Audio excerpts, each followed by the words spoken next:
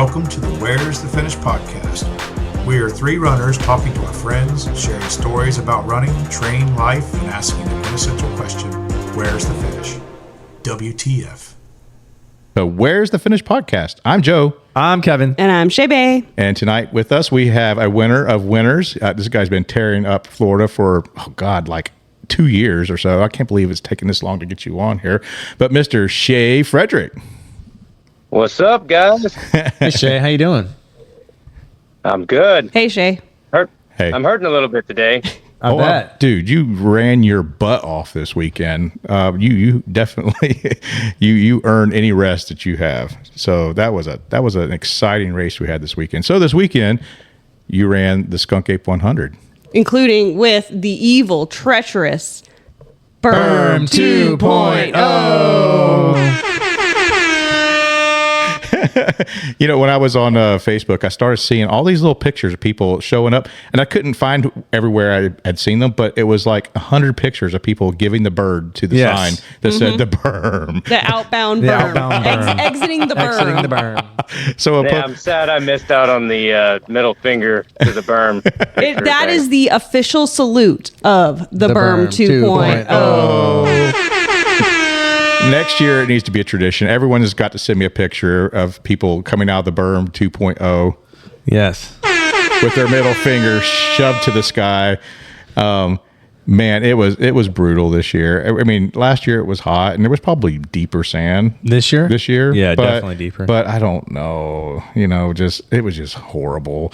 I mean, it was not fun. It was definitely hotter this year. Oh, yeah. For sure. It was definitely hotter. So anyway, so Shea, dude, every time I turn around, you're popping up in a new race, and you're always like the top 1, 2, or 3 people when you're going to a race. And we had the privilege of kind of getting a little bit to know you without even actually knowing you through our friend Tyler, because you guys have spent so much time together on trail.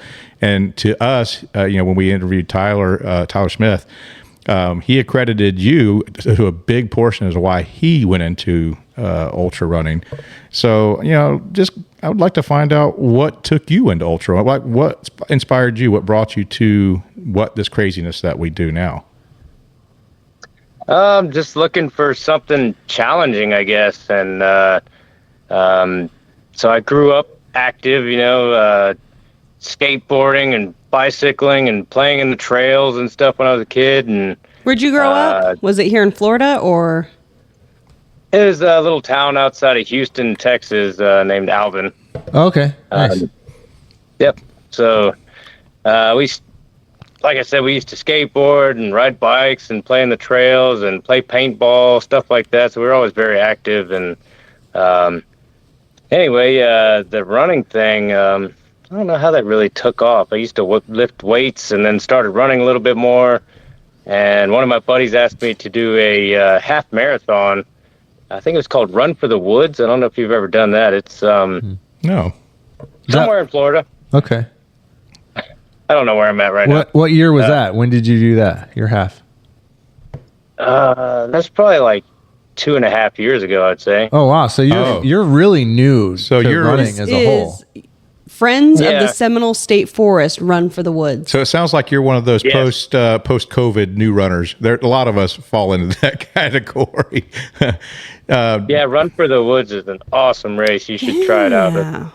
Huh. Well, I did that 2 years in a row, I believe. It was a lot of fun. Very hard race as well. Well, I shouldn't say hard, but it's challenging. I mean, if it was your first half marathon on trail too. Yeah, that was a lot of fun there. And I'm trying to think of the other one I did. I did a 30K. Oh, wait. So you didn't say that when you did the race last year, first time you did a half marathon. Well, was this the first half marathon or just the one you were working up to? I don't remember. Well, you came in 12th the first year you did it. Then the second year you did it, you won. Yeah. Forgot about that. Forgot about that. That's an easy thing to forget. Erase. Just get it off the brain. Yeah, then there was another one I did that was a 30K. I can't remember the name of it. I'll have to go look at my medals, but That was on my birthday, so it was on January 22nd, and I got first place in that one as well. I don't know. It just I like to push myself really hard and just try to go out as hard as I can and see if I can maintain it, I guess. So being active as a kid, did you do any sports in school or anything? Or was it just being a busy kid? Sounds like you were like what I would say what they call the latchkey kid. It's like me. You know, you come home from school, parents aren't there, we just go play and just spend all of our days in the woods or doing whatever kids do. You know, kind of feral. Feral children. Feral children. That's exactly what it was. Yeah. So I'd have no fear of the woods because the woods raised me. So is that, would that say, I mean, but did you do any competitive sports or anything before running at all? No, not really. I mean, I played a little bit of football here and there, and no, not really in high school. So what made you decide to start running? Was there something in your life that had occurred that made you decide that you needed to get fit? Or is it just because you just needed an athletic outlet? Or what was the driver, you think, to you starting to run? I mean, I guess if I were to be totally honest, it was probably replacing one habit with another. Yeah, that makes sense. Yeah. As like many of the ultra runners. Yeah. Yeah, man, I did probably drink too much, and it was getting in the way of my life, and I had to do something about it. Mm-hmm. You know, I wouldn't consider myself like a alcoholic or anything like that, but it wasn't good for me and my family, so it was time to make a change. And I would say David Goggins probably had some help in there too. Oh yeah, got excited about some running because of David Goggins. Stay hard. Yeah, who's going to carry the boats? Yeah. So both of those things, many ultra runners can relate to. Honestly, you know, I don't know how many. I just actually had this conversation with another runner today that did the Skunk Ape, and we talked about, you know, the addictive personality. Almost you have to, I think, to do anything like this. And so sometimes we replace the bad addiction with a healthier addiction, you know. And I don't know that I would say ultra running is healthy. Well, it's a lot better than drinking yourself to death. Yeah. You know, or a lot better than shooting yourself up with something that's going to kill you immediately. What if we mix drinking and ultra running? No. I don't think that should be done at all. But maybe a short run. Maybe only a marathon. Maybe only a marathon. Okay. So I have done a beer mile before. Oh, but, okay. I can't chug beer though. I can run pretty fast, but I can't chug beer. What's your beer mile? All right, who's faster at the beer mile, you or Tyler? Oh, Tyler would probably beat me at that because he could chug beer. He's been practicing, by the way, because we've got a 100-mile race in August at the Badger, and he sends updated videos of him practicing out at his garage. Yes. Well, not because it's the day before the 100 mile. It's the beer. Yes. Yeah, the Badger beer mile. He's very excited. So what is your beer mile time? I have no idea. I don't think it was even recorded. Oh, okay. yeah. Nice. So this week, back before Strava. Yeah. So this weekend I was out at the WTF aid station during the race, and I was sitting down with these two kids. One was 19, one was 20, and I was just trying to get their story. Like, why are you out here? You know, you're 19, you're 20, and their answer was David Goggins. Okay. You know, and then we'll talk more about the race details. But the guy that you chased down for the win, Andrew, is a good friend of mine, and he also came into the sport because of David Goggins. So there seems to be a common thread. I mean, I don't think people even, when people find out about ultra, is why they go into it. Because if you don't know ultra exists, you don't do it. But then I think, at least in that case, David Goggins kind of makes people aware that the sport exists, and they that would not have known otherwise. I mean, I'm not excited about some of the stuff he does. I think it's not everything is healthy, but he does. I mean, he is an ambassador of the sport. He is like many ultra runners that have mental health problems. Yeah. I mean, to put it frankly, like, you know, we're all here because we don't, you know, for the most part, we have something in our brains that says, hey, you know what? Well, this is a pain you, like, I always put it as, this is a pain you choose rather than, you know, a pain that's, or like a mental anguish that you choose rather than what's inflicted on you in your daily life. Yeah. I was listening to another podcast, and they talked about, you know, replacing with an addictive personality, these things, and people get addicted to things such as, ultra marathoning could be an addiction, but people get addicted to other things like wealth management, people that are just driven to constantly be building businesses. There's lots of things you can get addicted to.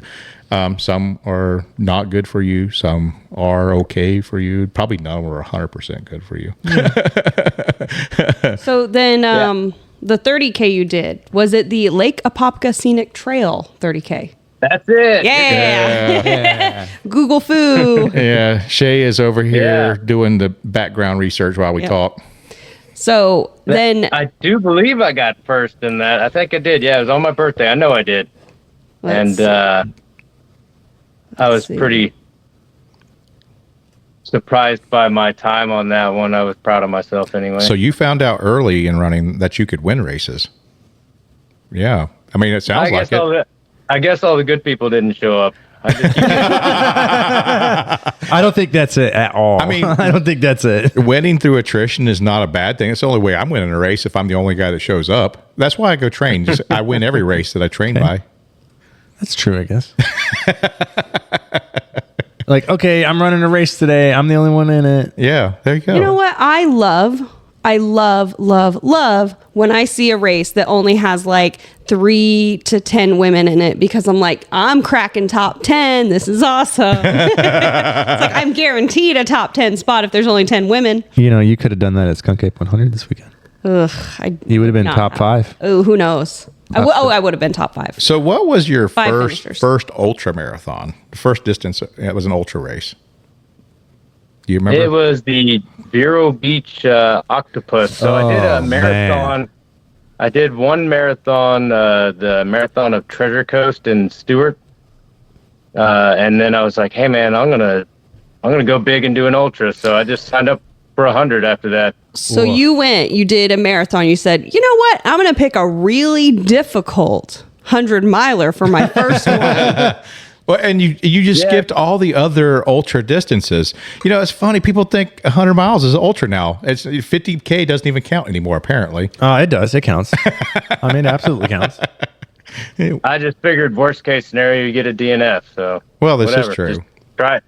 That is a worst case scenario. So then here's the question. So you go from, hey, I did this marathon, and then translating that into, something like a 100-miler where the eating strategy is totally different. The way you run is totally different. How was it between here's how this marathon experience felt and then here's how this 100-mile experience felt? So for the ultra, I just wanted to finish. I just wanted to finish and get that buckle. And really, I was looking at Forgotten Florida before that because it's in my neighborhood. So I found out about that race through a guy on Strava. So by the Seminole State Forest 30K I did, I found a guy that I followed on Strava that did the Forgotten Florida 50-miler. And then that's kind of what sparked my interest in doing one of the ultras. And I looked up Forgotten Florida on YouTube, and I found Michael Albert's videos. Nice. And man, I got hooked on it. So his Feet First Athletics channel, by the way, I started watching all his videos. I was like, man, these are all pretty close to me. And Forgotten Florida was just too far for me to wait. So then the next thing on Ultra sign up was the Vero Beach Octopus. So I just couldn't wait to do anything else and signed up for that one and gave it my best shot. Yeah, and that one had a very high DNF rate. Doesn't it always? Yeah. Every year. That's just that's a horrible sufferfest of a race. It was very hot. And I think only 8 people finished, I believe. Yep, 8 people. So it's interesting too. So you said you watched Mike Alberts and everything like that, but it looks like you guys finished at the same time. So did you guys, how much did you run together? So I reached out to him prior to the race and I asked him, because at the end of his video, he said that he was interested in maybe crewing or pacing somebody or helping them get to the finish line. So I reached out to him on Facebook and messaged him and said, hey man, I'm interested in doing this race. Would you like to crew me or pace me or help me finish this race. And he said, no, I'm going to race it this year, but I'll see you out there and I'll help you out if I can. And then we just happened to meet up with each other, and we ended up running the last 60 miles together. Oh, wow. That's cool. That's amazing. And Tyler, that was the first time he ever crewed me. Yeah. And I didn't even ask Tyler to crew me. He was just like, I'm going to be there. And I was like, man, I couldn't ask something like that from somebody, because it's just so selfless. And like for them to sit out there all day long, all night long, and it's a lot to ask of somebody. Yeah, for sure. But just realize anybody that wants to help, or anybody that you would feel guilty for asking, 100% would love to help. Yeah. Honestly. Yeah, a lot of people. But it's so hard to ask. So for help. your first race in, though, into the ultra, I mean, it sounds like you got a real good taste of the ultra community, though, because you reached out to someone that you didn't even know, that inspired you on social media, and the guy agreed to run with you for 60 miles of your race, or it worked out that way if he didn't agree to it. And then your good buddies came out and dove right in. I know he got hooked to the ultra community right then too, so you guys, you had a real good tasting of what the Florida ultra running community is. So how has that helped you with your running to this point? Has that helped you been any part of keeping you in or inspiring you to do harder stuff? Yeah, man, I was nervous going to my first race. I thought, the ultra runners were going to be hardcore, and maybe I wouldn't fit in or something like that. Maybe too much David Goggins or something. And sure enough, they're just normal people like you and me out there having fun. And it's amazing to see some of the people that I've met. There's some older ladies out there just this last weekend doing the 100-miler. Yeah. Mm-hmm. And I tell my mom, I'm like, there's people out there your age doing this stuff. What was it? Gary Dudney? Gary Dudney. Yeah. 72 years old. He did his 100th miler out there. Yeah. He's a writer for Ultra Running Magazine. Yes. Mm-hmm. Yeah. Oh, really? That's incredible. Yeah. But 72 years old. The thing is we talk about like David Goggins, for example. I know probably 100 ultra runners right here in this community that are just as good or better runner than he is. Yeah.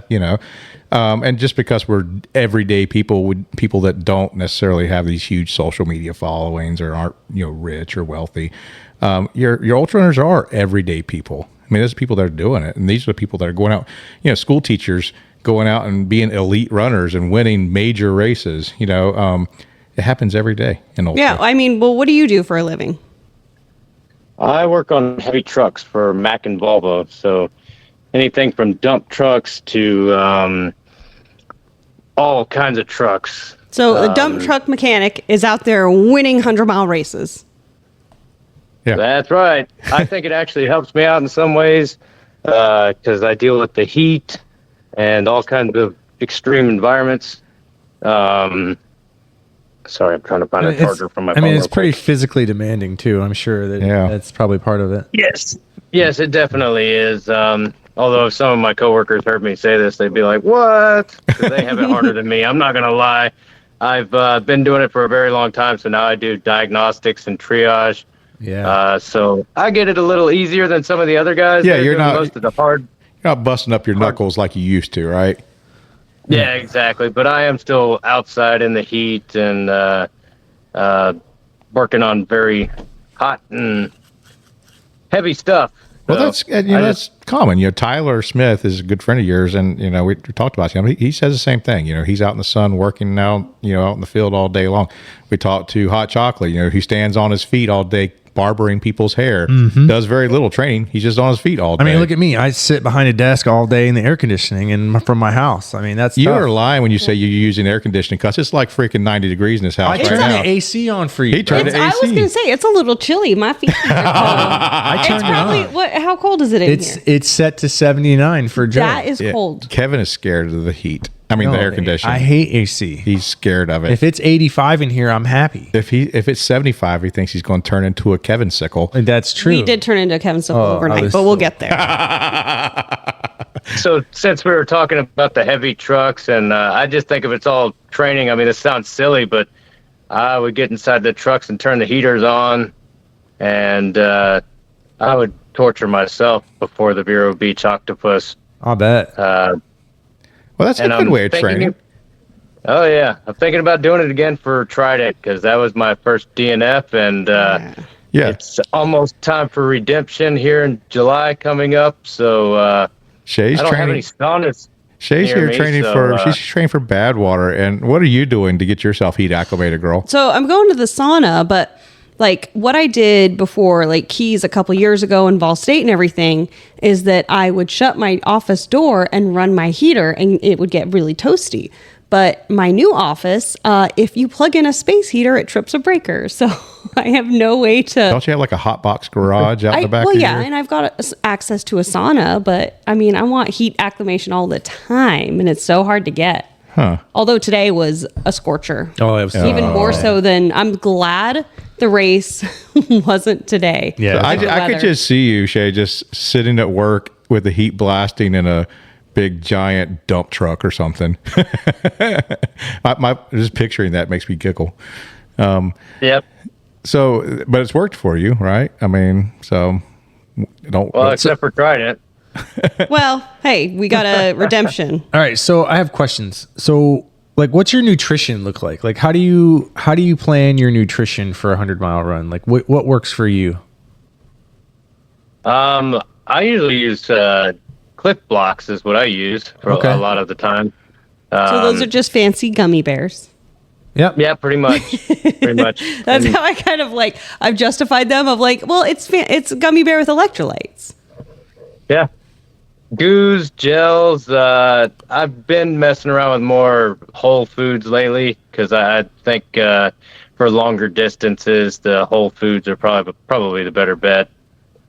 Yeah. And then sometimes it's just whatever I can get my hands on. I'm not really that picky. My stomach does pretty well. That's good. I've just realized to eat as much as possible now. So do you rely on aid station food at races, or do you actually carry something with you, or do you have like crew bring you like key items that you like to have? I always make sure I have something on me, but if there's something at the aid station that I prefer, I'll grab it. Like I said, I'll try to get whole foods. So like they had peanut butter and jelly sandwiches and bananas. I grabbed those when I could. And if I didn't see something I wanted, I had gels in my pack ready to go. So Nice. Do you know how many calories an hour you're eating? Figuring? Do you, or is it just whatever you can put in your mouth? if I'm doing gels, it's probably like every 4 miles or so. Okay. And, so like every 10 minutes for you. Gotcha. One gel every 10 minutes, just slamming those puppies down. Dude, that's so much It kind of goo. depends on my effort, how hard I'm pushing, and I can kind of tell almost sometimes if I'm getting a little tired or, just need some food. Yeah. Yeah, because sometimes, like, in a race, and I think I talked to somebody working at the aid station, and they're like, yeah, I'm not really hungry. I'm like, I don't care. Yeah. Eat. Yeah. Because just eat, because it's hot. When you don't want to eat, once you're feeling like sluggish, you don't realize like, hey, I don't want to eat. I'm sick of chewing, yada, yada, yada. You still have to eat food. Mm-hmm. Yeah. Like, just swallow it, take it like medicine. We talk a lot about food. I mean, this is a podcast about food with some running mixed in. I agree with that. Yeah. Yeah. It's a roving picnic. So another race you did not that long ago was a nice backyard ultra. So what did you think of the backyard format? We've done two backyards. Yeah, I was going to say, I don't know which one you're talking about. So I did one in November that was the Big Tex Ultra. And I got to do it with my twin brother. He lives in Texas, and he's never done an ultra. He's done one marathon as well. And I was like, hey, man, let's go do this ultra and just see how far you can go. And they offered a buckle if you hit 100 miles. Nice. And he didn't tell me at the time. I knew he was hurting, but at like mile 60, he told me he was trying to think of how he could say it in a way that he wanted to DNF without, he's like, I just couldn't come up with the right words. And I was like, well, it's funny because I was thinking about telling you that if you wanted to stop you, you did a great job already. So then how far did he go? He made it to 100 and he called it quits. Oh yeah. He got the buckle. It was funny is I think there was 13 people left, and as soon as they hit 100, everyone dropped except for me and 2 other people. Yep, that's a common thing in the backyards. Everybody gets that 100, and they're like, okay, well, good. And especially even like 48-hour races or that kind of thing is a lot of people. If you go back out and you do 1 or 2 more, loops or iterations of whatever the race is, you have a better chance of winning or being higher placement, because a lot of people get that like 100-mile and they just stop. Well, it's a 24-hour 100-mile for everyone that did it too. That does the backyard, yeah. And that's a fast 100 mile. So that was his very first. Was it his first ultra? Yes. Yeah. And he got a 24-hour 100-mile. Yeah. He's a fit guy. He's always been into kind of the same stuff I was into when we were younger, and bodybuilding, that kind of stuff. I'm starting to think might have. I was just go ahead. I think the bodybuilding might actually make it harder on him, because he's got pretty big quads and it's a lot of weight to move around. It doesn't help. So are you guys identical or fraternal? We are identical. But you look probably different because he bodybuilds? Yes. Yeah. But all of our baby pictures and stuff, I can't even tell us apart. So then you know exactly what you would look like if you put on a certain amount of muscle. I mean, that is true. Yeah. Yes, I guess it is. This is exactly what I would look like if I did this. This is where Shae's mind goes. Okay. So, as twins growing up, did you guys compete against each other and everything, or were you kind of like the helpmates for each other? I mean, was it always a competition, or was it always like we were helping each other? I'd say it's probably more of a competition. Yeah, that sounds I think we used to fight. We used to fight with each other, and it was like fighting myself. Like, I know all the moves. I'm gonna punch the mirror. I can see it now. That's funny. And now that we're older, we're like best friends now, though. So nice. That's It'd great. be like, hey, I now know what I look like with a black eye. Hey, do you ever have like that? What do they call it when you can it's like almost like you can sense something's going on? Like you ever had that? Telepathy? Yeah, what do they call that? Where like twins are apparently connected mentally, like they can feel each other from distances away. Like when one's in distress, the other one knows it. You ever had that kind of situation with your brother? I don't think so, no. But I've shown up with the same pair of shoes that he has. And I live in Florida, and I go to visit him in Texas, and he's got the same pair of shoes on. That's so funny. I wonder if it's you guys just share the same style. Probably. No, they're linked in their brain, and they go to the store, and one buys a pair of shoes, and the other goes, I need shoes. Yeah. So wait, what's his name? Sean. Okay, so Sean and Shae. That makes sense. Yeah. Yeah, got to have those like names. Do you have middle names? Yes, we do. Are they embarrassing? Are they embarrassing middle names? Mine's Bryant, and his is Taylor. Oh no, those aren't embarrassing middle bad. names. No, some people have horrible middle names. I don't know. It's like the names that the parents wanted to give, but no one wants their kid to be picked on. So they don't give it to them. Is that? Are you talking from personal experience? No, I've just met that. Like I got a. What's your middle name, Joe? Gordon. Yeah, and that's my dad's middle name, my great grandfather's middle name, 2 of my uncles' middle names. I'm gonna call you Gordy. From my son's middle name. Joe would be a very cool Gordy. Your name is Gordy from now on. You can't change my name to Gordy in the middle. I'm 50. You can't. Oh wait, no, you can't do that in the middle of life. We're saying that because we're thinking of Gordy Ainsley. You can change it at like 5. You can't change it at 50. I mean, you could, because a lot of people go by their middle names also and don't use their first names. Yes. So he's looking directly at me. Yes. Prime example. it's okay, Shae. You're not the only person I know that does that, though. True. So it's common. But I was hoping he was going to tell me he had some really silly middle name that he was embarrassed to say. That would be great. I love it. Are you just on the hunt for people who have embarrassing middle names? I am now. If you have an embarrassing middle name, please sound off in the comments. Like a boy named Sue. I mean, like. What's wrong with that? There's nothing wrong with it unless you're Johnny Cash. Yep. Yeah. So super hyper competitive with your brother, and he did his first 100-miler. How'd you do on that one? I got first place in that. Yeah. Oh. How far did you go? Well, it didn't go that far. It went to 116 miles. To be honest, totally honest, I think the guy that came in second, I think that guy's a better runner. I know he's a better runner than me, just because I have him on Strava. I think his leg was giving him issues that day, and he called it quits early. But anyway, that got me a ticket to Marble Falls in Texas to a race called Summit, which is a silver ticket race. For bigs, right? Yes. Yeah. So it's on the road to big. So Tyler and I are going to be going to Marble Falls. Nice. When's that race? That's November 22nd. Nice. Oh, so you got some training time. It's going to be cold there. Yeah, that's going to be something new for me. Yeah. Yeah, so you deal with the heat really well. Now it'll be trying to find out how you deal with the I cold. don't know if you're going to get that dump truck cold enough to get you acclimated for that, brother. Maybe you should bring Yeah, in I some don't like think some ice or something and get in the back of it. Ugh, you can go take a dip in Tyler's ice bath. Yeah. Oh, yeah. No, thank you. No, thank you. Yeah, that might work. A little ice bath every day might help. No, don't No. like it. Don't like Nope. You don't like it at all? I love an ice bath. No. it. No. It's a pleasant experience. We hate it, Joe. Hate it. It's the getting out that feels wonderful. Not We the getting hate in. it, Gordy. We hate it. You sound like Smeagol. Gordo? We hate it. Gordo. See, you can't rename me at this point in my life. It's too late. See, you keep I'm trying. going to call your mom and ask her. Good luck. I'll take it. Whatever. Oh, we can't call him Gordo. No. No. No. No. What's... Oh, no. Yeah, we did. We can't call him Gordo. Gordo in Spanish means fat man. It's not Fat. far off. I mean, Yes. So Oh, no.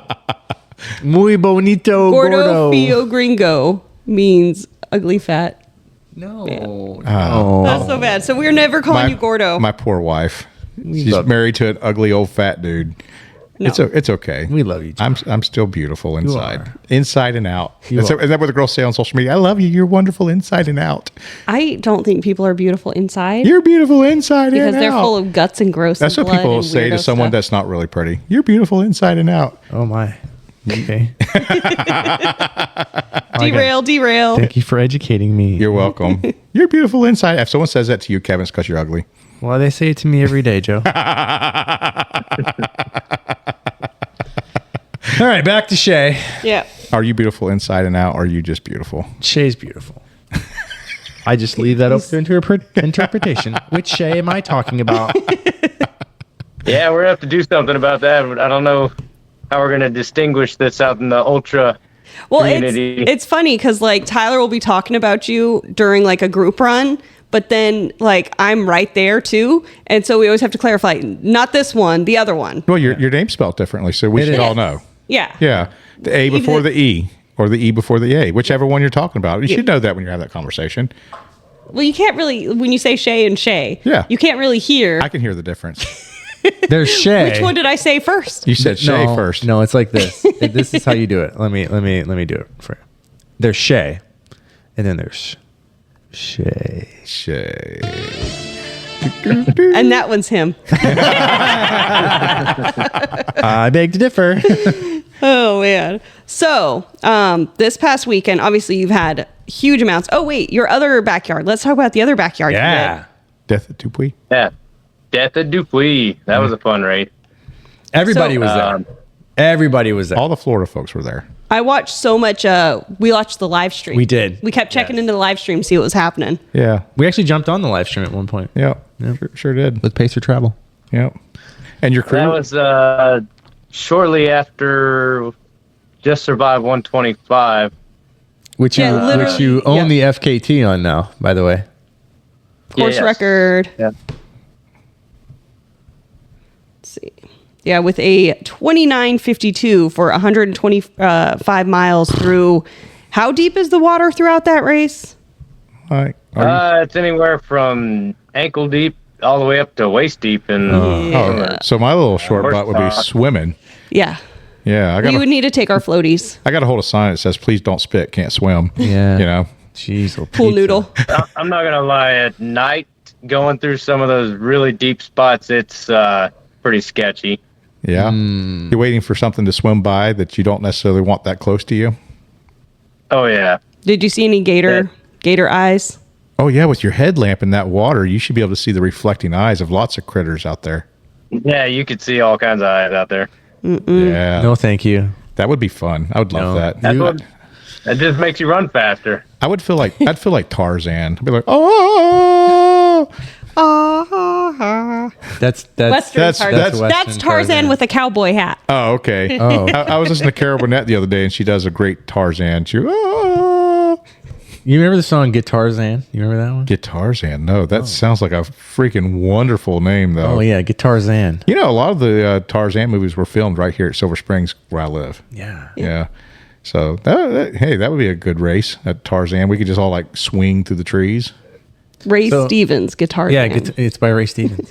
Oh, I know Ray Stevens. Yeah, Ray is. Stevens, it's Yeah, great. he's Tarzan. Yeah, he's hilarious. My mom used to play it when I was a kid. What's the church song? The squirrel that went berserk in South Righteous Baptist Church. He also there's this the Streak song too. Does it? Oh yeah, the streak. I remember the streak. Yeah. So that's some good Ray stuff. Stevens, way back in the day. Man, he is old school. Old school. I don't even if he's even still alive. I highly doubt it. He's probably like 100 years old or something. If he's still Is Ray alive. Stevens alive? Oh, We have Dr. Google. Dr. Google. No. Wait, a professional wrestler? I don't think. Oh, no. No. The Ray Stevens, who's a country music and pop singer-songwriter, is still alive, having been born in 1939. He is. I don't know. I don't know if I can trust this. I'm going to go to He is another- not young. Well, he's not 100 yet. He's 86. Yeah, well, I mean, we have ultra runners out there doing it, so close. Speaking of, we did have an 82-year-old ultra runner out there captaining an aid station this weekend. We did? Yeah, who do you think? How many ultra runners do we know that are 82 years old? Oh, I know exactly who it is. That's Miss Terry Hayes. Where was she at? She was the night shift at Ross Prairie. Ross Prairie. I had no idea she Yep. was out there. Oh, man. I didn't Yep. even see her. Yeah, she sure was. Aw. Yeah, she was out there holding down the aid station on the overnight while Mike Martinez was sleeping. Yeah, she's good at aid. She's been doing aid stations longer than I've been alive. So. Yes. She certainly has. Yeah. So we can kind of start talking about, the Skunk Ape Yeah. race. So this is the second year of the Skunk Ape 100. There's a 50-mile and 100-mile distance. This is Skunk Ape Events, kind of their Flagship. Their flagship now. And it goes in the Greenway right through Ocala, the Florida Greenway. Our home trails. And we spend a lot of time out there running, so it's nice to have a race like that come to our area. I took last year and this year, I took my camper down there and spent the entire week preparing for the race. And I knew that we were going to have some fun this year. I knew it was going to be hot. Now, Shae, have you ran on that section of trail before? He ran it last year. Oh, that's right. Prior to that, though, have you ran it before? I've done some of the paved trail with Tyler from, I guess we got on there at 49th. Yeah. Yeah. Yeah, right by his house. Yeah. So you ran some stuff out Yeah. that way. Nice. So you weren't. I think we did 20 miles, and that was prior to the Skunk Ape race last year. Okay, cool. Okay. Yeah. So you're not unfamiliar with the area. I was wondering what made you decide you wanted to do this race, and I guess that's probably a part of it, I would think. Yeah, I mean, it's right there in his backyard, and the first year I enjoyed it so much, and it's just beautiful out there. Yes. Yeah. You're an enigma because nobody enjoys the berm. So did you do the 100 or the 50-miler last year? I did the 100 last year. Okay. So did our friend Tyler give you some accommodations while you were in town? Of course, yes. That's Stayed at his house, and stayed at his house again this time. Nice. Awesome. He's a good dude. Yeah, and you did really well last year. So when you did that, you set a PR on your 100-miler. Obviously, it was your second 100-miler. Yes. So I think I came in around 23:30 or so. 23:31:59. Yeah. Nice. Sub 24. That's awesome. But you definitely had a goal coming into this race. You knew what the course distance was, didn't you? I mean, the course record was, didn't you? And This year, yes. Yeah. Last year, I made the dumbest mistake of all, which was I was like, instead of carrying my vest that's so heavy, I'll just take a handheld between the aid stations because they're only 6 miles apart or 7 miles apart.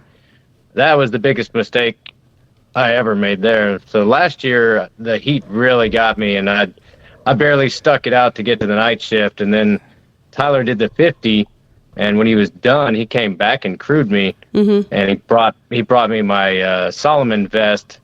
So then I had my 2 bladders in the front after that. Nice. So he kind of brought me back to life for the second half of that race last year. It's a real common story for this race now 2 years in a row that people seriously underestimate this race. They do. It is a sleeper course for sure. Yeah, and in fact, this year at this race, I ran out of water again. Even though I filled up at the aid station, I drank all of the. I even have the bigger bladders that can go in the front of my vest. So I think the normal ones are 16 ounces, and these are that I got are 17 ounces, just one more ounce, but that's 2 more ounces. Anyway, I still drank all of that, and then I had to resort to my backup, which was my ice bandana. So you're drinking your bandana.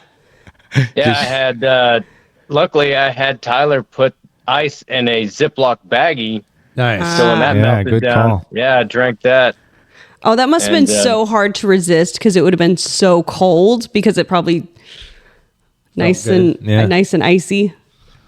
Yeah, some of the times by the time I got to it, it was warm already. But Oh, I had to do that 2 or 3 times actually during this race.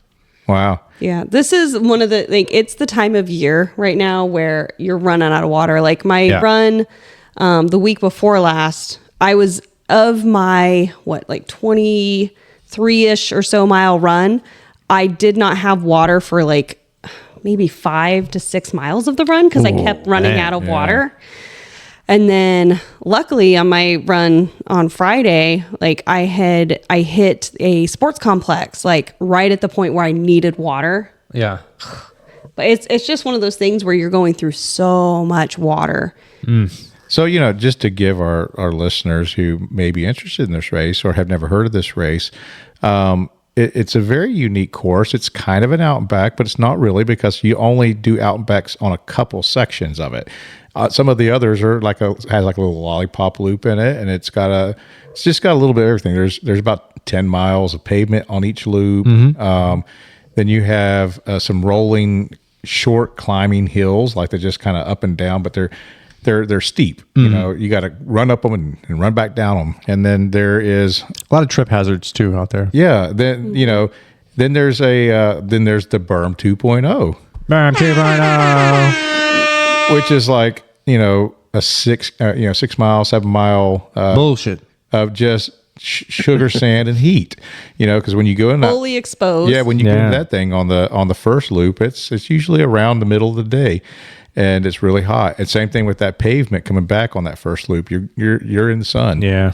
And so people look at it on paper. It's just a very mild looking course on paper, right? It doesn't There's look like not a lot of elevation. gain. Yeah. There's not a lot of loss. Yeah, it's a Florida ride. Oh yeah, we can do this. Look at this pretty picture of this beautiful tree canopy. So you start out from the Santos trailhead. You eventually end up at the Pruitt trailhead, which is the end of the Santos part of the Greenway, and then you turn around and come back with some little route changes in there, a few little out and backs.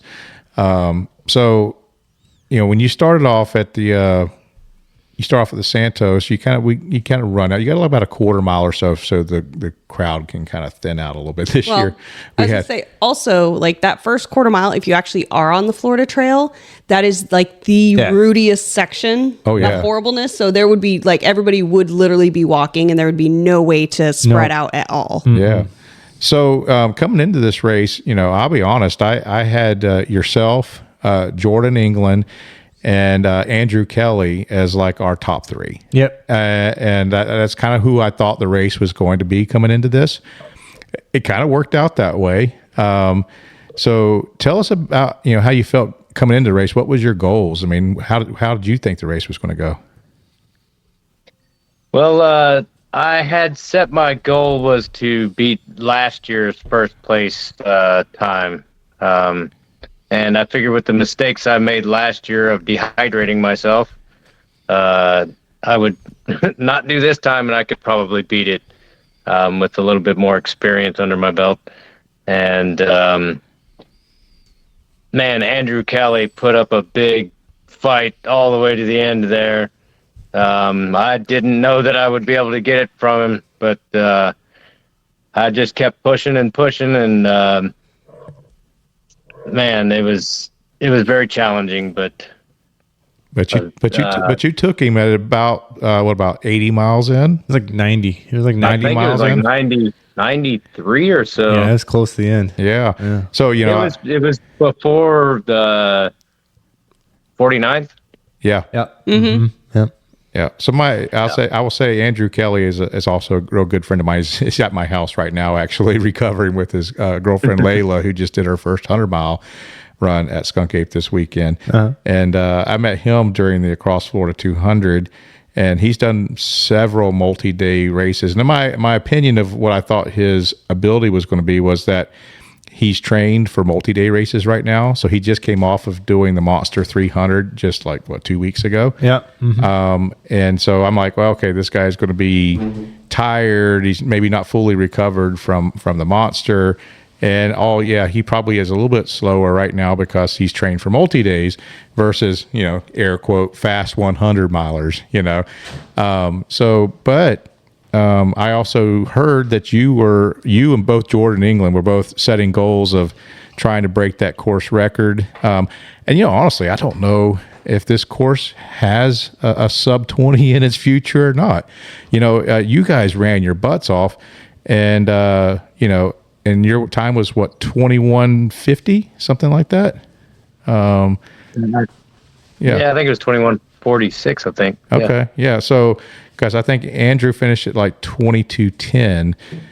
So, I mean, you guys. I mean, it was a hell of a race. Now, I'll say our poor Jordan ended up. He was running really well, and John Reed in the very first 50 miles of that race was right in. So it was Andrew, you, John Reed, and then Jordan. Yep. And there was a female. There was a female. Erica Reinsel. Yeah. Oh my gosh, She was phenomenal. killed it. Yeah, there was a female in the mix with you guys too that was doing super well on that first 50.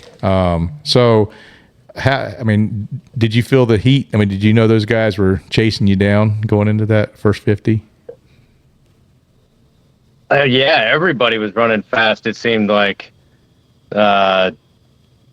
there was, I don't know all those people, but I know Jordan, and I knew who Andrew Kelly was because I was given the tip that he was going to be there, and he was quite accomplished. So, man, I saw several people just running fast, and I went faster than I wanted to, I'll be honest, for the first half. And I just kept thinking to myself, can I do this pace on the second half? Which is a no. So what was your finish time on the first 50? Do you remember, or do you know how fast you ran that first 50? It was I took a picture of my watch at 50 miles. I think I had 9:08. Jeez. Yeah. You were smoking it. Yeah. Yeah. So yeah, if you had been doing the 50 miler, you would have won. So you came in for your turnaround at the 50 mile mark, basically. 50 miles. So it's actually 52 miles. Yeah. There was somebody there before me. There was. Yeah. Sorry. Yes, there is a 50 happening at the same time. And you were maybe, I want to say like 15 minutes behind that person. Yeah. About 15 to 20 minutes behind. That's fast. I don't know how do you run so fast? Like I need to learn how to do fast running. So what do you do to prepare yourself to run fast for these events? I think it stems back to when I was training for my marathon. I trained pretty hard for my marathon, and I just found an app on what's the guy's name that is a whiskey? Something Jack Daniels? That's what it is. Oh. Yeah, the Jack Daniels running. Yeah, he's a very famous running coach. So there's a ton of Jack Daniels books. Yes. Oh, interesting. Really? He's not the whiskey man, but he does have the same name as whiskey. Oh, okay. Yeah, I think there was an app that I used. I believe so. And it came up with a training plan, and I followed that thing, and I ended up running a 3:23, I think, marathon. That's fast. And I just kind of used some of those principles that I learned from that, and I incorporated that into building my mileage up to like 50 to 60 miles a week at some point, and throwing in a long run here and there, doing fartlicks, doing just kind of making my own plans, really. So you said you liked to work out when you was younger. Do you add strength training into your regiment too? I did all the way up until I'd probably say my last kid here. Now life's been pretty busy. Yeah. So Second I've kind of had to pick what I'm doing, and that's been running. So Yeah, I found that even without kids, I struggle doing both. yeah, I do have some Bowflex selectable dumbbells that go up to 90 pounds here at the house. Nice. I've got Yeah. those too. You've got those I got them too. adjustables? Yeah. Yeah. So I don't get to use them as much as I want to, but I have I a do funny- use those. I have a funny story about my Bowflex dumbbells. So I used to have a problem where I would wake up in the middle of the night and apparently go on Amazon and shop. Oh. And so like every once in a while I would have like this notification of your package was delivered. And I'm like, oh no, what now? You don't remember what you bought? I wouldn't remember what I would buy. And Oh, so that's like dangerous. I know. So, and like I actually ended up having part of that to, addictive personality we were talking about. Wait. You get a new car. You get a new car. You get a new So car. one day, I get a package delivered and it is heavy. And so I'm looking, I'm like, well, what the heck did I order? I ordered some of those adjustable dumbbells because I guess in the middle of the night, I woke up and it was like, I should do more strength training. This is a good idea. I need some dumbbells. Yeah. So that's how I acquired those. And then I had to uninstall the Amazon app for a while. so I would stop night shopping. A night shopping. I've never heard that as an me issue. neither. That's great. Have you tried just getting up and eating chocolate? I'm just curious if anyone else has problems with night shopping. I've never heard that before. maybe just a glass of milk and some cookies next time. And you got to buy the cookies. You got to buy more cookies. You eat all the cookies. You're like, do. I need more cookies. Send Siri, send more cookies. Oh no. Oh, it's No, Alexa. Alexa. Alexa, Send send more more cookies. She'll actually talk to you about cookies right now. Oh yeah. Alexa, No. buy some cookies No. on Amazon. What are you doing? Stop can't buying hear her. things. Your I know. your house isn't talking back right It's now. good. I've That's got it good. to turn her on. Yeah, she only orders from Kevin's voice. That's right. No, that's not true. So I like to talk because I like strength training. I like the gym. I like lifting that, and I think that most of our runners, I know most of our runners would do much better incorporating some strength training into their workouts, and it would probably make you a faster, stronger runner. So I was just wondering, because you are a fast, strong runner, had that been a contributing factor to your abilities? I think it does, yeah. I mean, I used to do, there was a power strength gym that was down the street from my job, and I used to go there almost every day during the work week anyway, so 5 days a week. Yeah. And they did anything from powerlifting to extreme bodybuilders. It's kind of one of those gyms. Yeah. Kind of the gyms I like. Yeah. Sounds like a wonderful Yeah. place. My kind of people. Well, ultra runners Yeah, are my it's kind of people too, though. Yeah. Extremely competitive people are my kind of people. So wait, how old is your newest child? Yeah. He's one. Oh man. Oh, okay. so, I mean, you that's made- a lot of work. I mean, you made it sound like, though, that you quit lifting like a long time ago because you quit whenever you were kicking. It's only been a year. So I took 6 months off, and that was just during my training. So, yeah, you could get back in the gym, brother. You're not that far out. You ain't lost them gains. I think I've lost some gains, but yeah, I do plan on getting back after that. So tell us a little bit what was like for you going into this race. Like, where were you at mentally? Like, obviously, walk us through, some of the sections of the trail a little bit. Kind of tell us what was going through your head, what you liked, what you didn't like. So going into this race was kind of a challenge because after Death at Dupuis, I was going to take a little bit of time off, and then I couldn't take time off because I'm addicted to ultra running. So I took My a name little is bit of Shea, time and I off. have an ultra running problem. Wait, he just Yes. said that. Yeah, it's Yeah, true. both of us do. So anyway, I ended up signing up for the race again, and I should have probably been training a little sooner. So I got back into training, and Scott Hoover actually helped me out some. Nice. So I worked with him for a few weeks, and then I got injured. Yeah. Oh, Uh, no. 2 weeks prior to the race, my heel got injured, and I did a 20-mile long run, and then later that night it was just absolutely throbbing for 2 or 3 days. I even contacted Joe Fuller, and I was like, man, I don't know if I'm going to be able to make this race. I went to a foot doctor, and they said they think I had insertional Achilles tendonitis.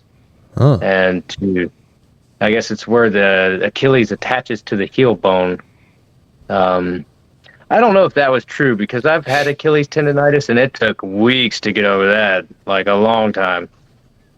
This time, I just stayed off for 2 solid weeks. I did not run prior to the race. Oh, wow. Oh. Okay. And Extreme I didn't taper. yeah, I did not do any running, and I didn't even know if I could run when I got into this race. Well,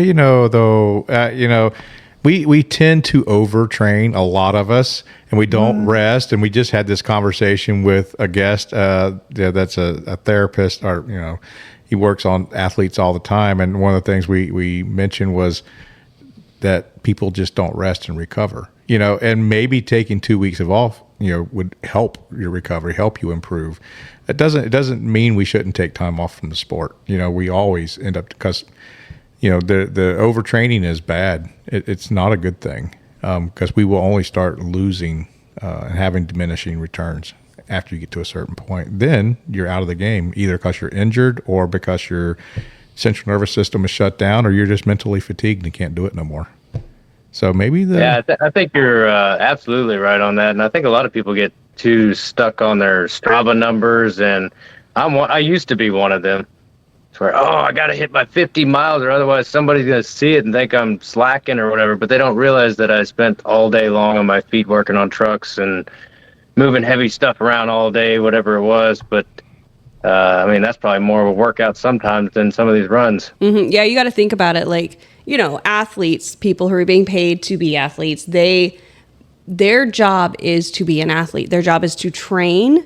Their job is to recover by sleeping, doing, having body work done. Literally, their entire job is built around this. So they'll spend maybe the same or a little bit more time training, but the rest is on the recovery portion.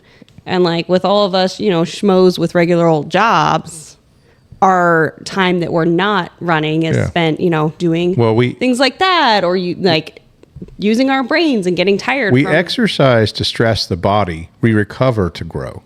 And if the stressor is important, but it's not as important as the recovery part is. You get better in recovery. You don't get better in the stressor. So we have to put as much effort into recovery as we do doing whatever the exercise is. When I was powerlifting, I had to plan my lifts, my lifting schedule around recovery time. I couldn't do deadlifts more than once a week, because if I did, I would have diminishing returns. But then we have chores to do, so it's not like we can help it. Well, you can rest without that. Chores is not just so it's. You heard what I said. I didn't say we took time off from lifting. I didn't work that particular body part for a week. I would lift it once a week. I do that particular exercise once a week and give plenty of time for my muscles to recover. Now, when we're in a running sport, of course, you have to run regularly to get that endurance up. But the sleep is important. But it's not just sleep. It's the way you train. It's training in different ways. You talked earlier about how you do fartleks at one point, or you would do progression runs, or it's changing it up. That's why it's important to do a large portion of your runs at an easy pace, because we're just working on the endurance and time on feet. But I think a lot of runners miss that, and I know this because I come from a different world of athletics. But it's just as important. So maybe, like I said, maybe that 2 weeks off didn't hurt you, because you freaking came in hot on this race. So it sounds like it actually was a benefit to you, not a hindrance to you. Apparently so, man. Did it hurt at all, or does it hurt now? Surprisingly, no, it does not hurt right now. There was only like a couple of times I landed on it, maybe a little weird after tripping over a root or something. That kind of felt something, but no, it was not an issue. I'm not going to use that as any kind of crutch. But prior to the race, I was very concerned about it. So I think, of course, Andrew Kelly led this race for the majority of it. Well, what about 90% of the race? He was in the lead. So was you seeing him or chasing him down, or how'd you know where he was at in front of you? I did see him like when I went to Pruitt. When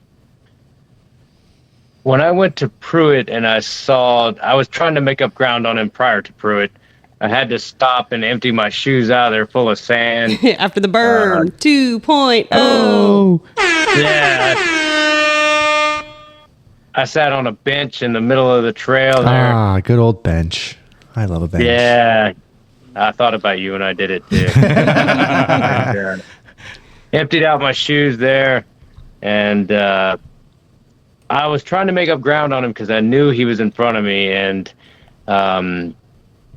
let's see, I think I passed him, or we passed each other with about a mile till I got to Pruitt. And I don't know, something just clicked in me. It was like, man, don't give up. You got a shot at this. He's been leading the race all day long, but it's not over yet. Yeah, because he was like a solid 30 minutes ahead of you, like for most of the race. Yeah. And someone told me when you came into the Pruitt aid station, like you had this look on your face, and like you weren't stopping. You was like grabbing and going, like you were just ready to get the freak out of there. Yeah, so Tyler was actually going to run with me on the way back, and it was just going to kind of be fun and whatnot. But then my competitive side came out, and I'm like, all right, I just need a headlamp battery and some water, and I'm out. And that's what you got. That's pretty much it, man. And then from then, I'm going to tell my story a little bit because I think my story is pretty funny. So, obviously, Shae and I were at the WTF aid station at Pruitt at the turnaround, and Andrew Kelly comes in, and we know Andrew because we crewed him for the Across Florida, and he's hanging out with Joe and stuff like that for a while, and we've talked to him and chit chat. So I missed this. I will say I missed this whole interaction because I was on a spoon run, which I will talk about my spoon run in a minute as well. But so anyways, he comes into the aid station, and I'm like, hey, the second place he's about 20 minutes behind you or so. He's like, screw that guy. He's like, he ain't gonna catch me. And I kind of slightly glance over at Tyler because I see Tyler sitting there, and I'm like, oh no, screw that guy. I was like, oh boy. so he takes off. He's gone. He's on the way back home to the finish, and you come in, and Tyler's jumping in and giving you aid and stuff like that. And I get you a cold hot dog, and you eat a cold hot dog. And Tyler's like, I'm not going to tell you what the other guy said. The first place guy said, I was like, I will. He said, screw that guy. You ain't going to catch him. And then as soon as I said that, like I could see something in your mind and your eye just click. And I'm like, uh-oh. We've engaged super mode, and you immediately just turned around and sprinted off, like dropped the hammer. You did, and I find it quite amusing that happened, but it was pretty funny. Tyler's like, well, I guess he doesn't need me right now to run with him. Didn't need Tyler holding you down. But apparently you were dropping like 840 miles. Yeah, when you're like 80 some odd miles in on when you hit that pavement. I don't know if that's maybe the pace on the flats and the downhills, but yeah, sure. Maybe not overall per mile. Yeah, it felt good though. I mean, you were moving to catch up with him. I definitely was, yeah. So how did it feel like when you were coming up on him and you could see him, like when you could just see him just ahead of you? Like how'd that feel? Prior to that, I was running so fast trying to catch him. And I saw a headlamp, and I'm like, oh, that's got to be him. And I'm pushing and I'm pushing. I finally get up there, and it's two guys doing the 50-miler. Man, dang it. Yeah, I was like, oh, man, that's not him. And I was like, well, it actually felt better to get my legs opened up more the faster I ran. Yeah, I do want to jump in with a correction because Strava is going to tell on you.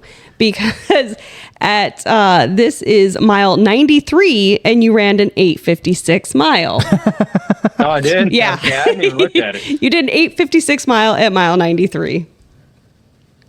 That's probably right when I passed him.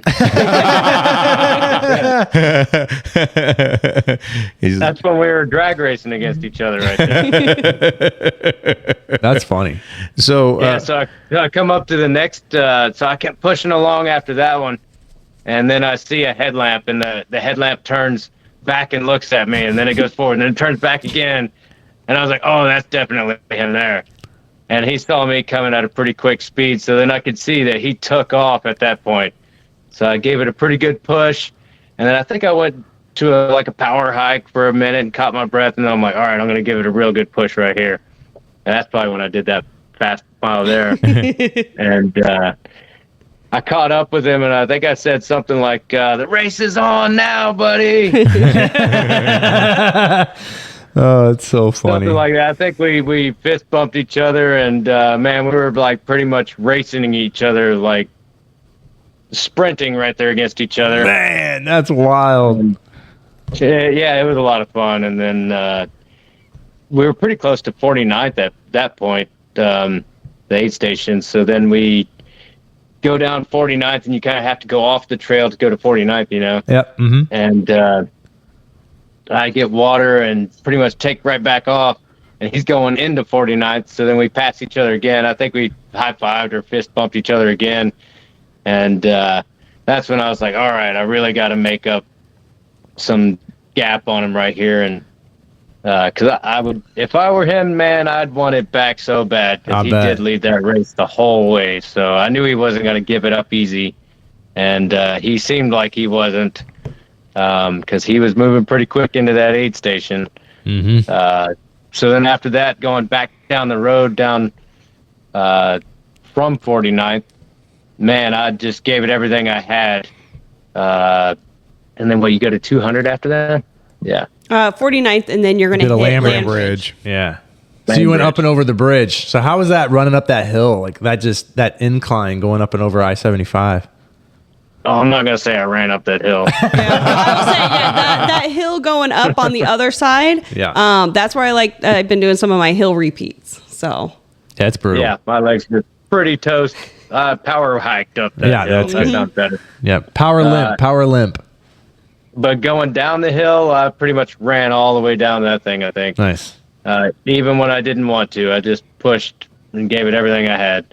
So then you get into the trails there, right? Yep. You go into the trails. So you hit the Lambridge trailhead, and you leave the pavement, and you're back on that last 7-mile stretch of trail back to the finish. And I started falling apart. Really? Yeah. Yeah, I did, man. I don't know if I pushed myself so hard trying to catch him that when I got in there, I don't know what it was, man. I pushed so hard, and then my stomach felt uneasy, and then I felt like I was falling asleep. Wow. Like if I wasn't running, I felt like I was just going to pass out. Huh. I was going to fall asleep right there. And then I just kept doing these 20-second bursts of running pretty hard. Probably running too fast instead of an easy jog. I was running pretty hard. Well, I mean, that trail section coming in, that section is so runnable and nice. It is. So. Mm-hmm. Yeah, and I just kept thinking in my mind that he's not going to give up, man. He wants it back. And at one point, I was dry heaving on the last 2 miles into the finish line. And I called Tyler because I was like, man, I'm falling asleep right now. I don't know if I'm going to make it back. And he's like, dude, if you got to throw up on yourself while you're running, you better do it. Great advice, Tyler. So, yeah, he stayed on the phone with me. We're like little girls listening to each other breathe for a little while there. And he's keeping me awake and keeping me honest. He's like, all right, run now. So anyway. Nice. That's fun. So you had a phone call man. pacer, basically. That's fun. Yeah. Yeah. Yeah, exactly. And man, it was challenge getting to the finish line. So once you passed him, though, you were continuously pulling away. So you thought he was catching back up to you. He might be chasing you down, but you made a big lead ahead of him. I mean, you put minutes and minutes and minutes between you. It looks like So Tyler, 24 minutes you put on him. Yeah. Once you passed him. After you passed him. If I would have known he was that far behind me, I would have not pushed so hard. But that's the thing about competition, Yeah, you right? don't Like know. you need that driver because if there's nobody behind you, then you're not going to be pushing that Yep. hard. Man, that hurt so bad. Oh, I'm sure. I was talking to Tyler about this because we had some downtime, had plenty of time to chat with Tyler. But looking back at the math from when you left Pruitt at the turnaround to when you finished, it was a total of 50 minutes gain on him. 50 minutes in a matter of 20 miles. That's a lot. That's a lot. Yeah. That's a lot of time. So you made the distance, you closed the gap, and then you passed him. And passed him.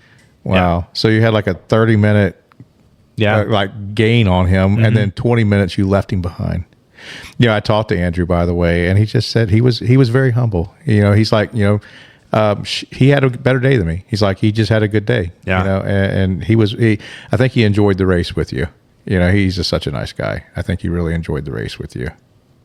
Hey, I definitely enjoyed it with him because, man, it just made for such an awesome experience. It wasn't like I just went out there and ran a race and happened to get first place. I had to earn it. Yeah, for sure. Yeah. It was That's fun for very us to cool. watch too. Oh my gosh, it was so fun. Yeah, so it was like great. we had so they Justin timed the race, and so we had the live tracker. So we were like, because we're running the aid station, so we need to kind of like, okay, well, this person is about an hour behind this person as of the last thing. So we knew when we could have some downtime based on people running. But once it got to that, we were like, refresh. It's like 3 a.m. and we're like, where are they? Yeah. And it was great because like even the group chat that we were in, they were all reporting, okay, they just left this aid station. Okay, they just left here. So we could kind of see it in real time even before the live tracking was updated. Yeah, before you was hitting those timing mats. We didn't have to wait for a timing mat to get an update on No, you guys. Yeah. we were aid station to aid station chatting. So we knew around 49th that you had passed him, that you Yeah. had him licked. It was very exciting. It's really It was exciting. exciting We for were us. we were on the edge of our seat. We were like, oh man, this is so great. So how was it going into the finish line on this race? What happened there? Oh man, that's the best feeling that anyone could have. There's so many people like, do you get paid to do this? No, I don't make any money or anything. It's what I get when I cross that finish line that makes you feel so great. It's just amazing. Like the accomplishment. I don't know what to say really. Like Yeah. it's just that feeling. I'm sure you know how it is when you've crossed some of the finish line on your races. Yeah, like you That did feeling this of hard thing, accomplishment. right? Like you Yeah. did this super hard thing and you achieved your goal that you set out to do. And it's just a great feeling. It's that endorphin high. And I'll never do that again. I've said that a lot of Yep. times. Yeah, I am interested to see if this course ever gets a sub 20. I mean, it's possible. If it It's wasn't got to so be a hot, good. I was gonna say the Yeah. weather has to be really good. yeah, if it And wasn't a then, hot day. and then since you've done it before, you probably know certain places where to push, or you maybe remembered on like, okay, I know that this section I can push a little harder. Yeah, so, I mean, it sounds like that 10 miles of pavement really helped you out. At least you didn't have to. Oh yeah, I'm not gonna lie. I did save some for that. Yeah, for sure. Yeah, I knew it was coming. Was the berm And, worse this year or last year? I think the berm was way worse this year, especially like where it says you're getting off of the berm, where people often miss that sign. Yeah. Uh-huh. And do extra loops. Yeah. Right when you get off there, holy crap! That little trail section is all sand. It was like almost knee deep in some spots. through Yeah. there. We didn't know anything about it. I'd just been in there a couple weeks ago, but they had just disced up that last mile or so section in the prairie itself, and it was deep. Oh, It was man. so deep. You just sunk right through it. Yeah. It was Yeah, you're like, woohoo! I'm getting out of the berm, and then you're like, what is this? Berm always gets you. every So, time. you have any your family or anything there at the finish line waiting for you? Tyler. Tyler. Yeah. It's your family. Tyler lets us all know very quickly if we ever call him our friend. We are not his friend. We That are is his true. family. Yes. And I know he feels that way about you. It's really good to be surrounded by people like that. Good people, the people that you know are in your pocket, that are on your side. Yeah, Tyler is he's definitely a brother to me. So Same. he's been through. I don't even have to tell him. He's just whatever the next race is, he's going to be there. Heck yeah. I don't even have to ask him. He's going to be there. Well, he won't like me saying this probably, but I'm going to tell it anyhow. He wanted to make sure that when you came onto a podcast, talk about your race, that this was about you and not him. But, That's right. I know the two of you guys are close, and, the people around us are important, Yeah. and they are a big part of what we do, and our family and our friends and our loved ones, that we couldn't do the things we do without the support of those people. That's true. Definitely true, man. And some of the races that I have done, he did a lot. Yeah. Like immolation that I didn't do too well there, but that's a lot of work for somebody. Every hour on the hour, they're crewing you. Yeah. Or let's talk a little bit about immolation, because you're going back for your redemption. So Yes, and there's tell gonna us a be little bit some- about the format of the race. There's going to be some killers there too this year. I can't remember how long that loop is. It's a little over 3 miles, and a lot of people are like, "Oh, it's only 3 miles." Yeah, but it's through sugar sand, sand dunes, pretty much. It's got hills, got quite a bit of elevation gain for what you would think is out there. You're probably looking it up right now. Does it have like 7,000 feet of elevation gain? I don't know. It's got, let's see. So many feats. So they Yeah, have several. it's- They have several different events there, obviously, and so you are doing. I don't see. It says. So that's on the Jupiter Ridge, correct? Is that what they call that? Yes. Jupiter Ridge? Yeah, I believe so. So anytime we have a ridge in the name in Florida, because we have the Lake Wells area also, for people that aren't from Florida, typically that's used to be a coastline. Sometime in the ancient history of our Earth, those ridges were coastlines, and so they were coastal sand dunes, and that's why they're there. That's what happened. That's how they were created. And so, and so that's why those big deposits of hills with sands are there. And of course, over millennia or however long, the coastlines moved out and left these deposits. So when you get on there, a lot of these areas, very little plants grow. I mean, the stuff that does grow is almost like desert-like. It's really low-lying stuff that just kind of, because there's no quality to the soil. It's just sand. It's like just nothing. So that stuff is, just like our sugar sand. It's all the same stuff. It's all made of the same stuff. It just, nothing grows in it. So it doesn't hold together. It doesn't have no organic material to it. And so it makes for a very soft earth that you kind of sink into, but on the same time, it's like a lubricant. The stuff slides around underneath you. And so I had someone mention, they felt like they were, every step they were running, the harder they run, they would just fighting it. Like it was getting worse the more they were running. I could see that.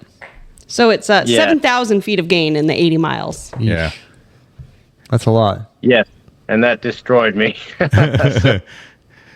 Like you said, with the elevation gain and the slipping and sliding over the sandy surfaces, makes it extremely challenging. And not only that, but the 100-degree temps. Yeah. So just completing the 3.3 mile loop or something like that. I can't remember what it is. Man, that's it's quite challenging. We were just talking about the London Marathon, and they were talking about how hot it was going to be there because it's supposed to be like near 70.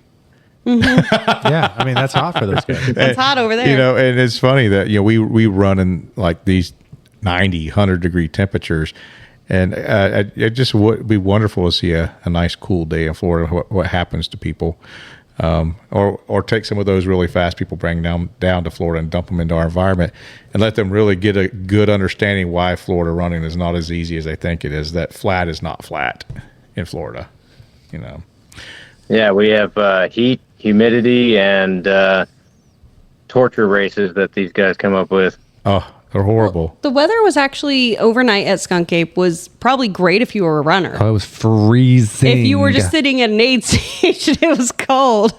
I was shivering, literally shivering. Because it got into the low 60s. Man, it felt like a cool front came through, but I'm still sweating quite a bit when I was running. Yeah. Well, you did amazing on the race. I'm just real happy with your performance. And to give people an idea of how tough this race is, 69 runners started the Nice. 100. Started the race for the 100 milers, and we only had 23 finishers. Yeah. Well, I just say 24. Does it say 24? Yeah, 24. Okay. Yep. I will say this. One of the things that is evil probably about this race is that because it's, technically outback, you have the option to drop to the 50 when you get back. We had more people finish the 50 than registered for the 50. Yeah, by a lot.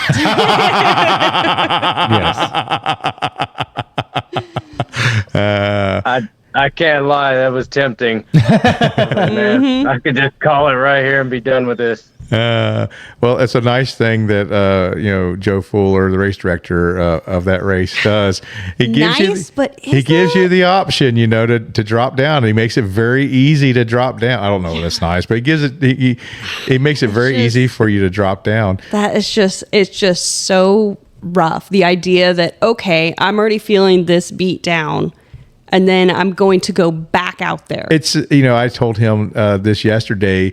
I think it was yesterday. It's the same thing with like the Skunk Ape's Revenge. It's a 30K loop that you do twice for the 60K, and it's not. I mean, it's a 60K, which is hard, but we got a lot of runners that run a lot further than that all the I was gonna time. say, yeah, but mentally, it's not easy to go back out and do that second loop. It's like I had no problem going back out. Yeah, it's because you're a bad water badass. No, but it's just like that one is a little easier to justify because, when you're at mile, for this, like 52 of 100 mile, you're already feeling, the Shae, effects. you're saying this from the viewpoint of a different type of runner. It was hard to go back out. That's on what that second I'm loop. saying. Like I like the idea that you're there. You can see your car. You're like, my car is right there. I can go to sleep right now and sleep overnight rather than going back out and doing the whole overnight. Yeah. And maybe doing when the heat came of the next day, people suffered in that too. And on this course, with the Skunk Ape 100, you got some really hot times of the day, and again, that first 50 mile loop, you're out in that berm, out in the middle of everyone's getting there between, noon, 1, 2 o'clock in the afternoon, the heat of the day. And then that 10 miles back of paved bike path. And that section, that back section is pretty hilly for is. Florida. Oh yeah, it is. So, it's just, but it is a unique course. And I think everyone that runs in Florida should give, especially one that runs 100 milers or 50 milers, should give it a try. I'm partial to the race. Well, Shae, I have a very important question. I mean, since you saw all of the aid stations multiple times, what was your favorite aid station? And there's only one right answer here, by the way. The WTF. Hey, there we go. You know why it was the best? Because Shae got you guys spoons. She did. Yeah, let's hear that spoon. Let's hear the spoon story. Well, we can kind of talk about our aid station a little bit. Yeah. So we had the Pruitt Pool Party aid station. Yeah. And we went hard. That's what she said. We were very extra. We had 4 tents. So we had our aid station, our main tent that held the 2 tables underneath it. Susan and Mark brought their enormous canopy, which I love. They brought 2 tents. I had a tent. I had a canopy rather. And then Joe Fuller had us, and then Susan brought a table. I brought a table. So we had 4 tables. We brought a ton of chairs. So we had our place where we had our drop bags, and then we had our recovery zone. So I made sure to have a ton of chairs. I had foam rollers, yoga mats, every kind of torture device. A motor home for the support team. Yes, Lube. yep. We had lube. We had plenty of lube. We had biofreeze. We had icy hot, like anything that I could think of, like somebody might want. We made sure to have. And then we went to Sam's Club and got a lot of stuff. So we had, we had burgers and French toast sticks. We got the French toast sticks were the bomb. Yeah. Yes. Ran an air fryer and was cooking up fresh French toast sticks. Yeah, those things tater were tots. so Tater good. tots, yeah. 8-pound bag of tater tots, by the way. We did Wow. not go through all the tots. We did not. Because we expected a lot more people to come back and see us again. We did. And a lot of them decided they did not want to see us a second time. They only wanted to see us one time. Yes. And then they saw their cars and said, we don't want to see Kevin and Shae and Susan again. It was a long trip from the parking lot to get back out to you It guys. was. I'm Yes, just saying. It was an hour. Yeah. It was an hour drive. And it was many more hours to get there by foot. Yeah. But so we had a very nice spread. Like Kevin cooked 3 or so pounds of bacon the day Yeah. before. So we had bacon for breakfast and everything like that. But when the overnight came, I bought like this little 3-compartment crock pot. So we had broth in one, mashed potatoes in the next one, and then noodles. And so then it was, hey, wait a second. We're looking through our box and we're like, oh, we didn't get any spoons. So apparently only one aid station got a pack of spoons. So I was like, well, crap, because it was like 11:10 at night. And so Walmart had just it's closed. open. Yeah, Walmart just I closed. hate that Walmart is not open all night because I could have just gone to Walmart. It was 3 miles away. Easy peasy. But no. So I think Kevin maybe suggested go to Wawa. The Wawa's always the answer. Okay, so I have a thing with Wawa because I do a Wawa run. you did Wawa run, yes. So when I do that, I just have this affinity love for Wawa. And Wawa's good. They've got a very nice place to go to. Yes. So I'm like, okay, guys, I'm gonna go to Wawa and see what I can do. So I get there and I go up to the girl and I'm like, hey, I have a really weird favor, a really weird question. I am working for an event and we don't have any spoons. Is there any way I can buy some of these spoons? And well, she's like, well, okay, how many do you need? I'm like, I need about 50 or more, as many as you can give me. So she's like, okay, yeah, I'm restocking them right now. So she, gets a plastic Wawa bag, and we walk over there. And the thing is full because she's literally she has the boxes out there restocking the whole like fork, knives, creamer, all that stuff that's there, like the condiments and whatnot. And so she walks over there and she gets a bag and she starts handfuls of spoons, the entire container of spoons. So I have like probably 200 plus individually wrapped Wawa spoons. Shout out to Wawa. I know. Alexis, that is her name. And I need to, I want to send like that store just saying she was an awesome person. Yeah.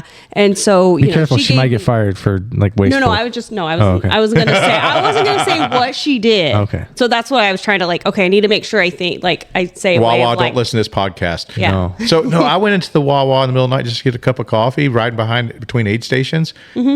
It's that Wawa you guys are talking about. Yeah. On 200? It's so nice. Mm-hmm. Like they had 2 guys out there literally sweeping the parking lot and picking up trash. I mean, it was immaculate. They a nice Wawa. I'm like, they take care of that place. I hate going to gas stations anymore. They're just so dirty. And that one, every time I've been to it, it's nice and clean.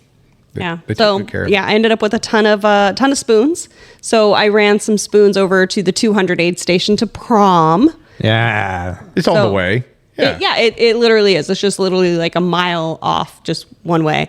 But Prom aid station was pretty Prom freaking aid sweet station too. was very cute. I got a picture. Someone had a dog out there. Their emotional support dog, like a little therapy dog. Nice. And they had the prom sign. It was just kind of propped up against the table. Like they had those like picture frames that you hold up and everyone gets in there that Nicole had made. And it was just kind of propped up there. The dog had a little bed behind it. And I got a picture of the dog just looking through. It was so freaking cute. They had a really nice aid station out there at Prom too. They had disco balls and stuff. Yeah.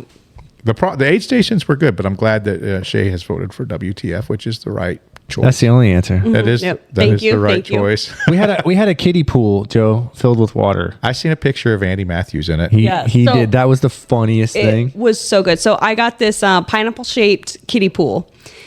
And the fun story about that is I wasn't thinking like, oh yeah, Ross Prairie, I knew, or Pruitt, I know Pruitt only has non-potable water. But for some reason, my brain was like, yes, it's a spigot. No, it's not.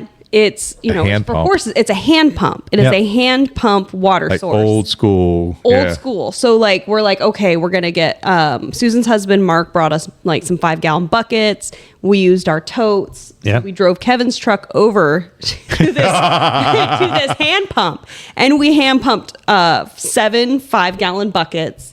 And those were like those big 40-gallon totes. Some 40-gallon totes. And I'm like, as long as we have an inch of water, I'll be happy. And I think we ended up with 2 inches of water. So next year, I have made the decision I'm going to call one of those water trucks. Oh, Have them come deliver it And to you. have You do them- not want to do that. Do you know how expensive that is?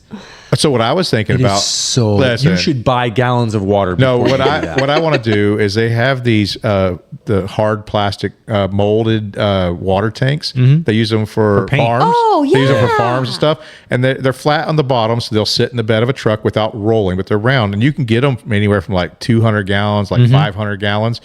And you can put them in the bed of your truck, and you can put a spigot on it. That way, I can just fill up a great big giant water container and just Yeah. drive around to aid stations and fill people up.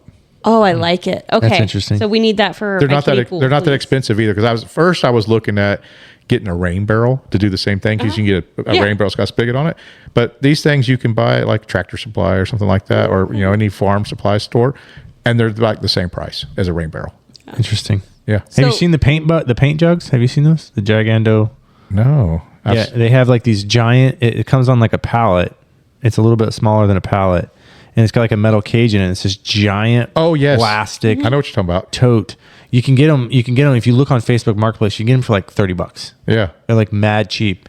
My previous life, when I worked at a different job that I'm working now, that's how we used to store our water. We would store our water. Yeah. Well, my dad was a mason. He was in the construction business, so they always were making concrete, mixing mud, sand and mortar, and so that's how they took water to the job sites, was in 55-gallon drums that they would just get recycled.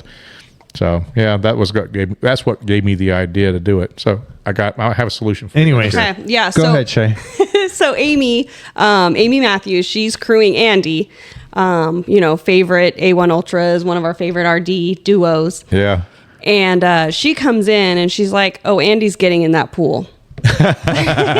He loves water. He's getting in that pool as soon as he sees it. So then he comes through and he crosses, you come out of the trail and then you cross that little dirt road. He just freaking beelines for that pineapple kiddie pool and just gets right in it. And it's like, yeah, no, she was not joking. And then Kevin came over. We had some buckets that we were having ice water. So we'd have, water, and we'd put ice in it throughout the day, and big old sponges so we could, cool people off. Yeah. And he takes one of these ice water things and just goes and pours it on Andy.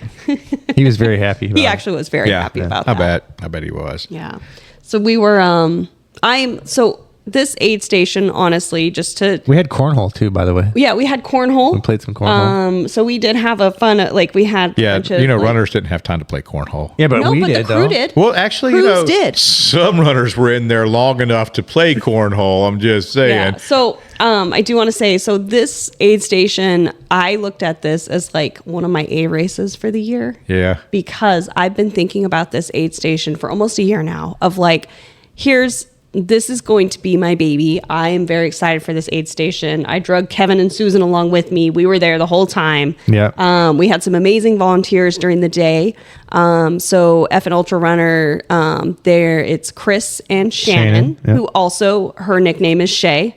So she's also another, so when she hears Shea, she thinks it's talking about her. So a new Triple S squad has been formed. Another Shea. Another Shea. And then Christy, she lives down in like the Ridge Manor area. Mm-hmm. So we had people there, and a couple other people stopped by just to jump in. So we had a really good crew for the daytime. And then nighttime, Emily Quintanilla, Mm-hmm. she came over and she hung out at our aid station for a while too. So we had, a really good group volunteering there, and we were slinging snow cones. We had, Yeah, snow cones. we had a lot of Now, real Shay, food options. they're telling you all this stuff that you didn't enjoy. You didn't get to enjoy because you're too fast. Thinking that the whole time. I was like, man, I feel bad about that sometimes. I don't get to talk and chat with people, I told Tyler, I was like, man, why can't I just do races and have fun like these other people? Now, I will say, I talked about the people that just kind of spent time there. These back of the pack runners are not spending time there because they want to. They're contemplating life and whether they want to continue to move or why they did what they're doing, or they need some kind of care. We had somebody sleep at the aid station for like 4 hours. Yeah, but that person was injured. They were hurt pretty bad. Did get up with the sun and finish. They did. Yeah. Yes. Yeah. Like literally just in horrific pain, limping out of there. Yeah. It was Yeah. rough. Limped the entire last 25 miles. Yeah. So, Wow. yeah, I brought out my foot care kit just because I was there, and so someone had a blister, and they're like, "Hey, Joe, can you come work a blister?" I'm like, "Yeah, no problem." So I pull up my foot care kit, which was completely full and stocked. Didn't Once- say that Hey, way. man, I did ask Tyler where you were at because I had some foot problems in the race as well. If he'd have called me, yeah. I would have came. Wherever you were at. I yeah. would have met you I wherever was you were at. Probably about 60 miles in. I was on my way back to 49th, I believe. But here's the counterpoint. If I'd have done that, you would have not finished with the time that you did. Nope. I love Yeah. you, Joe, but you take forever to work on feet. It's a long process. It's takes something, way too long. Something you can't speed up. It's not way too long. It's the right amount of time. If you need me to work on your feet, that's how long it's taking. Cut the damn thing off. It's not going to work. Let's So keep I had moving. hot spots in both of my shoes. And I was wearing these Brooks Cascadia trail shoes. Okay. yeah, And my big toes were, I guess, chafing on the outside of the shoe. And so, oh yeah, there's a better story than that. I use a GoPro and I'm recording the race. I've recorded all of my races. Just haven't made any videos or anything with it. I have all of the footage. One day I might do something. It's very easy to record things. It's very difficult to actually do stuff with Yeah, for the sure. data. So I'm like recording. I was probably like, oh, it's so beautiful out here, blah, blah, blah. And then I tripped over a root and I ate it hard. Okay, so this footage needs to be out in the world because then that's kind of You should send us that footage so we can Oh, put it yeah. on our pod. we'll That would be great. we'll share it and edit it for you. Yes. Man, I belly flopped onto the ground. And when I did, I was like, man, my toe really hurts now. And I think I knew it right away. I was like, man, I must have popped that blister on my toe. And when I got to 49th, Tyler was done with his aid station that day. So I guess he worked 10 hours. And then he called me. He was like, hey, you need anything? And I was like, yeah, man. He went and got me 2 McDonald's burgers and Nice. fries. And I was like, hey, man, have my foot care kit, some different shoes, socks, whatever, all that stuff out. And sure enough, I had blisters on both toes. And because he was like, yeah, I don't know where Joe's at. So But I did ask about you. is that a new thing for you, or have you for blisters, or have you had blister problems before?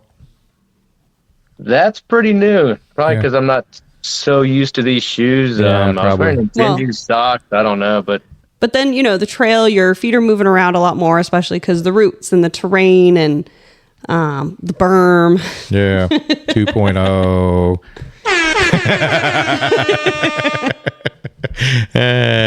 Well, I Yeah, definitely. Joe, you spent like 2 hours. You ended up I spending like literally, 2 hours or I so. sat down to work on one foot, and with a full kit. I got up 2 hours later with an empty kit and no more supplies to work on feet. So I believe that, when yes. when they started triaging. It just became like a line. It was like 3 people. They're like, oh, he's doing feet. Okay, here There's I'm like- going to sit here for a while. Yeah, there's like 3 people waiting at a time for me to work on feet as fast as I could. And I was knocking them out pretty quick, but as far as it goes, but it's not a fast process. And so if you can, Tyler and I were like, dump some water on it and give me whatever the sharpest thing in the kit is, and we're stabbing this thing, and it shot like a geyser out of fluid. And all right, throw the sock on, let's go. well, that was probably for you. I mean, the only reason we do foot care in the middle of the race is to keep you in the race. Yeah. Otherwise we don't care because the crap's going to heal. It's not preventative. Well, it is if we're taping it before the race. But it's not there to heal the blister. It's not a first aid thing. It's there just to keep you going. You know, and also if you're like in the last 10 miles, yeah, suffer. Just keep going. Yeah.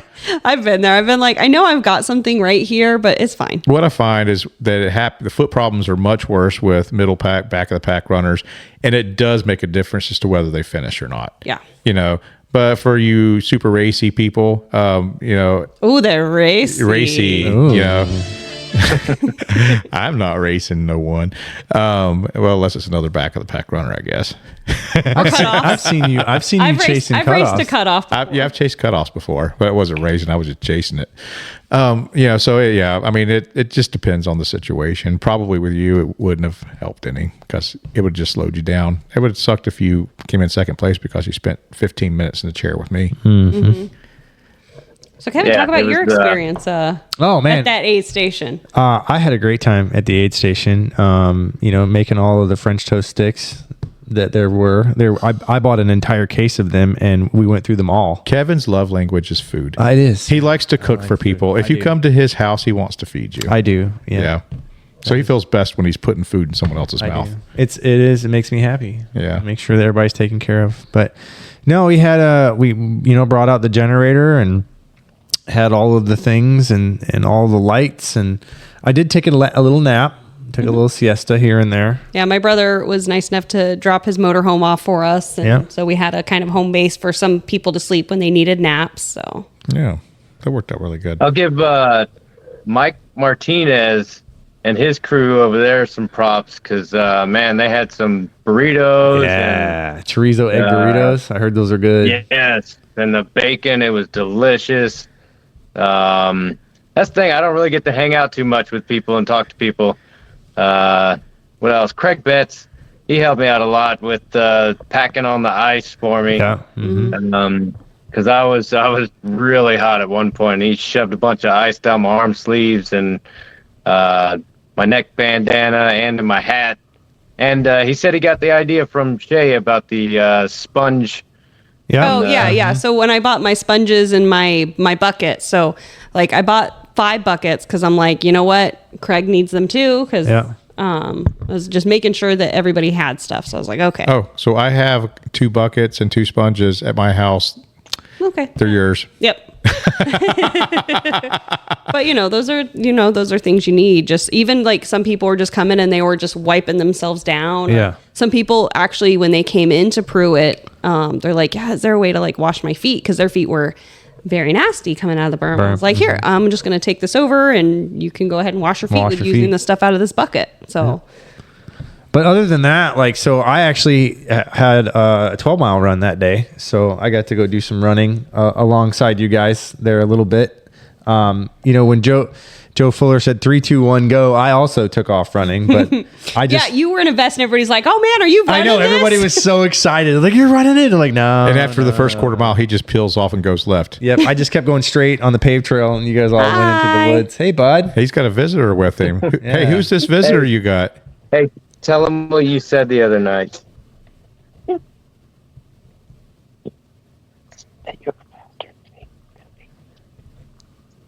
I was faster than him, and I said I was going to beat him. Yeah. Okay, so we know where that kid's going to be competitive-wise. Competitive-wise, he's going to smash all your records. I have no doubt that is going to be true because whenever you get old enough to race your dad, he's going to be a really old man.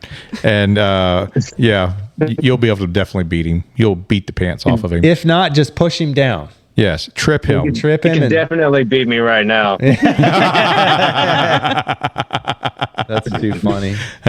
So what kind of races do you have in your near future? Anything else you've got signed up and on the books for you? I have Summit in Marble Falls, the backyard. I'm going to try to give it my best there. Don't want to disappoint Tyler any. I mean, that's a priority. Yes. He wants to see me go big there, so I'm going to see what I could do. And Trident comes first. I got to get my redemption. And that's going to be good training for a backyard because it's backyard format. Style, yeah. And this year he's doing the Infinity Challenge. And you have all of the best ultra runners in our area signed up for that thing. Oh, yeah. Yeah, I got my work cut out there. See how far I can hang on to that one. I'm sure we'll be watching you do great things for sure. I at least want to make it to the 24 hours and finish what I started there. There you go. Yeah. But other than that, I'll be turning 40 next year, so I'm looking for some kind of challenge for my birthday or that year or something. It's hard to say. I was looking at some 200 milers, but they're quite expensive. Too bad they got rid of the Across Florida 200. I'm disappointed. Well, I will just let you know, if you get a chance to crew somebody, there is a new race coming up called the Big Scrub 150. I'm very interested. I have to talk to you on how I can earn my way into that one. Heck yeah, we can figure it out, I'm sure. Yeah. I would like to transfer my ability to enter it to somebody else because I don't want to run it. Yeah, you do, Shae. Let's go run it. So run. We get back to your we were at your story. So I take off at the start line with everybody, and I see everybody go off into the woods. But the cool thing is the paved trail parallels. You can run alongside them. Them. So I'm like hollering at everybody all the way around until the trail kind of tucks back in. But one cool thing is I was like, obviously getting back into running and things like that, where I've kind of been doing some struggling with after my foot surgery. This is a great run. I get out there, I see Rochelle at mile 5, and I see Keith at mile 5.5, and I'm like, oh, okay. I had kind of in passing asked Rochelle how far she was going. She says, oh, I'm doing 12. I'm on my way back. I was like, oh, I got 12 too. It's like, that's cool. So I got it in that moment when I saw her. I'm like, I'm going to catch her. That's kind of where my mind went. I was like, I'm going to catch her. So I went down, I saw Keith. I was like, hey, what's up, Keith? How's it going? He's like, yeah, I'm doing good. And I was like, man, you looking great, feeling good out here. So I go the extra half mile and I turn around and come back. Still feeling great. Everything's kind of seemed to be clicking. By the way, Keith and Rochelle are my cousins and they've been on the podcast before. Yeah. Yep. Jeffing. Yep. So they're training for is it Berlin? They're training for Berlin. They're going to Berlin Marathon. Yeah. So that's what they're kind of training for right now. So anyway, I'm running back to Santos. I hit the 6 miles. I turn around and come back because I'm gonna go shower and then go out to Pruitt. So I'm running back, and it's taking me a lot longer to catch them than I thought, because that means that if I saw Rochelle at 5, I had to go out another mile and then turn around. So she's probably close to 2 miles ahead of me. So I had to run 2 miles to catch her. Yeah. So I catch Keith first because he's only a mile.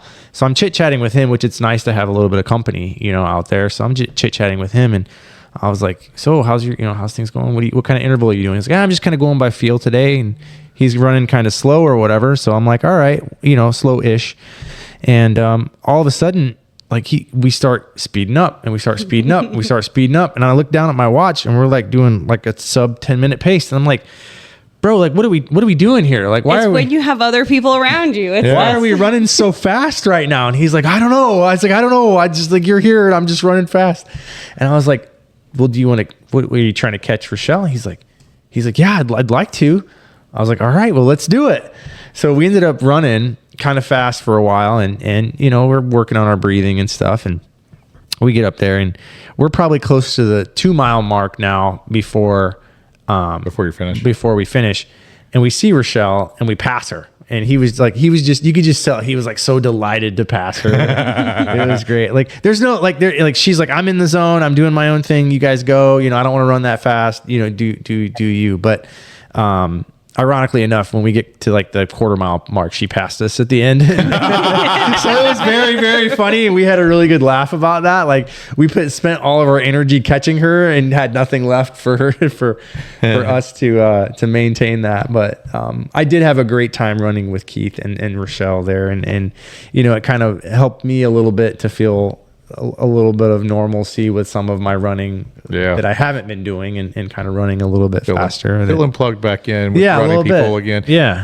I had the same thing a week before this race. I went out with Andrew and Layla, they're visiting over from the UK, and I wanted to show them some trails and have some fun. Stacy she had like 8-mile run on the book, so we showed up and ran with the group out in Santos Saturday morning. It was fun. We had a bunch of us just kind of went out there and ran together. It was I love running with a group. Yeah, same. Haven't done it in a while, and it feels good to run with a group. Yeah, it was nice. Yeah. So I'm very excited. Yeah, but Shea's running with groups is racing them, so he's already said he doesn't get to socialize. He runs and then fist bumps and then sprints as fast as he can for like a half a mile, and then whatever happens after that apparently. So, do you train with group at all, or do you have anybody No, I don't. run with? No. that's probably not a bad thing though. Honestly, I mean, you probably are faster for it a little bit. I don't know if you can. Maybe. If you find faster people, you'll go You faster. run faster with faster people. I mean, who are you finding faster than Shae? He's the fast He's guy. the fast guy around. You're gonna find anybody faster than him. Maybe short term. Whatever but club he's running with, he is the fast he's guy. the fast Everyone's guy. chasing down. That's funny. So, what was your favorite part of this weekend? Oh man. Honestly, I think my favorite part of this weekend was seeing young Joe Miller come across the finish line. Yeah. For me, that was very special for me. Yeah, I was just talking to him before coming into the podcast today, and he got paced by Jeff Iosa, Yep. and they were out in the berm, and they were coming up to 200, and I was there waiting for Stacy and Layla to come out of the berm, and because my wife had went out to pace Layla. And they wanted some coffee, so I had some Crappuccino for them. Nice. That instant coffee. Oh, crap. yeah. Oh, that's so good stuff. All sugar and a little caffeine. Mm-hmm. Yeah. So anyway, I got the text from Jeff. He's like, yeah, he wants to drop it Highway 200.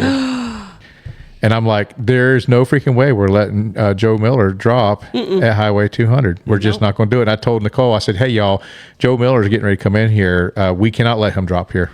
And so when he came in, I'm like, we started to have that conversation. You can't drop here. We need you to get up and walk at least to Pruitt and contemplate that. I'm like, what's going on with you? And his injury didn't sound like an injury. Yeah, It sounded like an excuse. Yeah. I mean, we've been there. And I'm like, dude, you've put this work in. We saw somebody who was legit injured. Yeah. finish Yeah. that race. And I'm like, I said, you've been training for this. This is a race you wanted to do. We talked about this last year. And I'm like, you will never forgive yourself for DNF in this race. And don't quit.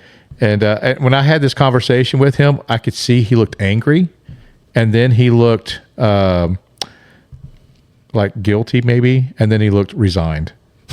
I could see it all just a few moments. Like his like he didn't like being like he felt like he was being scolded. Well, yeah. I mean, And then- you did. You and then- Papa him. Yeah, and then it was like you could just see him get to that point, like, okay, whatever, and just kind of give into it. And guess what? He finished. He did. Yeah. Yeah, and I know because he told me that he would have regretted it. We all know that he would have regretted it, and that I love that about crewing and supporting and doing all these things with races, to watch people accomplish personal goals, and do hard stuff and do it well. You don't have to win a race, which we're excited about Shae winning a race, but you don't have to win a race to get something good out of this sport. Yeah, I am very giant. By the time we got to the finish line after closing up the aid station, we visited the land bridge aid station for a little bit, and then came to watch some people finish because we knew young Joe Miller was going to be finishing. So after that, I think we're just sitting there, and all of a sudden I'm like, Kevin literally falling asleep next to me. He was asleep, and I'm just trying to like stay awake. So I'm like, oh, we can't be here anymore. We're zonked. And so we didn't get to see them finish, but Chris Merling. Yeah, Chris Merling. Yeah. This was his third 100-mile attempt, Yep. and he finished. Nice. Yep. And then also Fred, Yep. Frederick, Rogero, I think her name, I don't know, but it was also her third 100-mile attempt, and they were actually at the aid station at the same time, stretching out, rolling out, all that stuff in the morning at Pruitt. And so they were gunning for their finish and getting it. Nice. Yeah. Anyone that finished this race earned it for sure. Oh It's boy. not easy. It's definitely not an easy race. And I give respect to anybody that signs up for one of these things. Yeah. Anybody that has the guts to sign up for one of these races and to start at that start line and see how far that they can push themselves, I respect that. Yeah, that's how I felt whenever I signed up for long haul until I DNF'd at mile 34. But I mean, so many people gave, their all in trying to finish this, especially, there's, our friend Laura. Yeah. Sabina. Laura did it, and Natasha. First 50-mile distance for those ladies. Yeah. Judy and Kim were there. It was just so nice to be able to help all of our friends. Then Jamie Saunders was so fast. Yeah, she did is very well. so And Carla finished her first 50. Carla passed out at the finish. That was Did interesting. she? She did? Yeah. Oh, I didn't know that. Yeah, she had a little bit of her blood pressure dropped. I think she was probably depleted of electrolytes. Was She was standing her there. husband there? She was talking to her husband. Was talking to me and Stacy, and she was standing. She run when Carla runs. She gives it her all. She does, yeah. And she was standing just normally, perfect, no problem. She probably stood still too long. Mm-hmm. Next thing we know, her skin turns yellow and straight to the ground. Wow. Yeah, and Holy cow. yeah, we got her back up, and she was a little disoriented for a while, but she ran it hard. Yeah, she did. She ran it hard, and people do this. I mean, they just give it all they It got. was so hot. It was so hot. Yeah, I mean, there was just so many great stories from this race. There's a rattlesnake too. Great big A rattlesnake. lot of them. Did you see the rattlesnake? There was actually more than one. I was warned about it, but I didn't see anything. Going too fast, I guess. So we've seen pictures and videos. Faster than a rattlesnake. And so there was more than one because it wasn't the same rattlesnake. Because I've seen the pictures and videos. They were at different locations. Oh wow. So yeah. So but No bears. Nobody saw any bears. No bears. No, and that's There were too many. There were too many people out there. Any Yeah. lions? Yeah. How about tigers? Oh my. Yeah. So fantastic race. Shae, dude, we're just so excited about this win for you. Can't wait to see what else you're going on. Thank you for coming on and sharing your story with us. I know there's a lot of places you could have been to share this story. We're glad that you picked WTF to come and talk to us about it and to get your story out there with people, man. Well, thanks for having me. I greatly appreciate it, and it was an honor to talk to you guys. Heck yeah. All right. Thank you guys so much for listening to Where's the Finish podcast. You can check us out on Facebook, on Instagram, our website, www.where'sthefinishpodcast.com. Let's go.